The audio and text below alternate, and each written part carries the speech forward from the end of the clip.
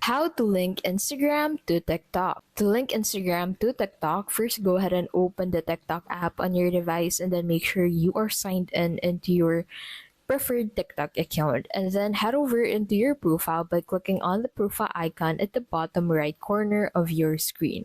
So this will take you into your TikTok profile. So on your TikTok profile, you'll find an edit button beside your current username. So click on that edit button, and this will allow you to edit your profile. Scroll down and you should be able to find the link section.